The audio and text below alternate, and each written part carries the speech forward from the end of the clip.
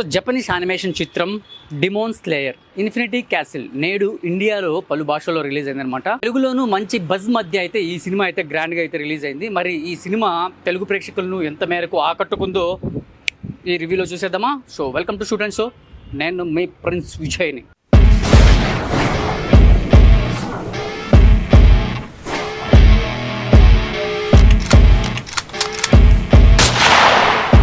So ఇక ఈ కథ విషయానికి వస్తే, యుజాన్ ట్రైన్ ఘటన తర్వాత తంజీరో, నెజోకో, జెనిట్సు, ఇనోస్కే, షుహీరా అందరూ ముజాన్ కిడిబ్స్కి వేసిన భయానక ఉచ్చు అని చెప్పుకోవచ్చు. సో ఇన్ఫినిటీ క్యాసిల్లో చిక్కుకుంటారు. అక్కడ మిగతా రాక్షసులను ఎదురు చూస్తూ ఉంటారనమాట. సో ఈ క్రమంలో స్లేయర్స్ ధైర్యం, శక్తి, పట్టుదల పరీక్షించే యుద్ధాలు అయితే ఇందులో అయితే మొదలవుతాయి.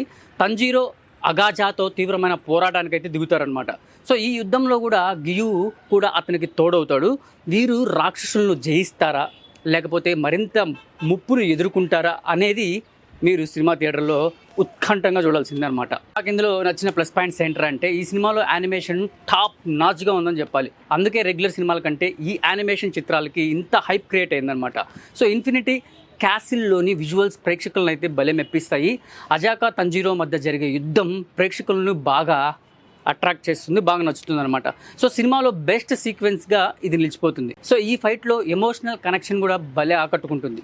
ఇక మరో ఇంట్రెస్టింగ్ యాక్షన్ షినోబు ఢోమా మధ్య వచ్చే సీక్వెన్స్ భలే నిలిచిపోతుంది అనమాట. ఒకరిపై ఒకరు వేసే ఎత్తులు ప్రేక్షకులని భలే ఆకట్టుకుంటాయి. దీంతో ఈ సీక్వెన్స్ను చక్కగా మెప్పిస్తుంది మీ అందరికీ. జెనిట్లు, కైగాకుల మధ్య వచ్చే యుద్ధం కూడా భలే ఉంటుందబ్బా. సో ముఖ్యంగా ఇందులోని ఎమోషన్స్ ప్రేక్షకుల్ని భలే ఆకట్టుకుంటుంది. సో ఈ సినిమాలో సెకండ్ హాఫ్ బాగా వర్కౌట్ అయిందని చెప్పుకోవచ్చు. సో ఎమోషనల్గా ఇది ప్రేక్షకుల్ని భలే ఆకట్టుకుంటుంది.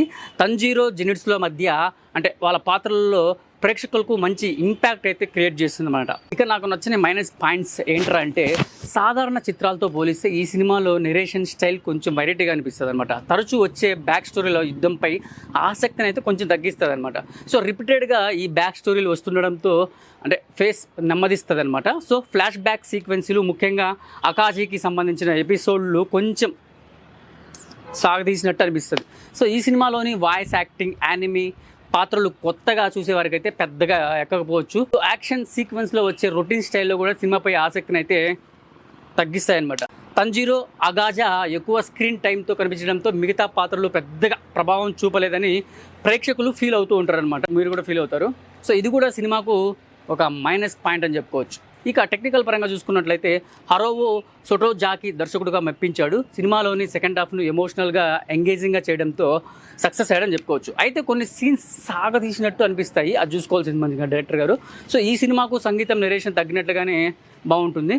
కెమెరా యాంగిల్స్, ఎడిటింగ్ లాంటివి ఇంకాస్త బెటర్గా ఉంటే బాగుండదు అనిపించింది. ఇక నిర్మాణ విలువలు బాగానే ఉన్నాయి.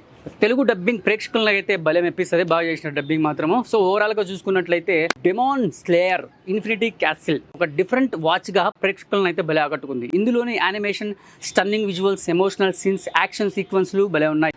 అయితే సాగదీసిన సీన్స్, ఆకట్టుకోలేని ఫ్లాష్ బ్యాక్స్, కొన్ని పాత్రలు ప్రేక్షకులను అయితే మెప్పించవు ఇందులో. సో ఈ సిరీస్ని ముందు నుంచి చూస్తున్న వారికైతే ఈ సినిమా అయితే బాగా నచ్చుతుంది. కొత్త వారికి మాత్రం పర్వాలేదనిపిస్తుంది. సో ఇలాంటి మూవీ రివ్యూస్ కోసం మన షూట్ అండ్ షోని సబ్స్క్రైబ్ చేయండి. కింద కామెంట్లో మీరు ఈ మూవీ చూసినట్లయితే ఎలా ఉందో తెలపండి. నెక్స్ట్ మూవీ రివ్యూలో కలుద్దాం. This is Prince Vijay. Bye.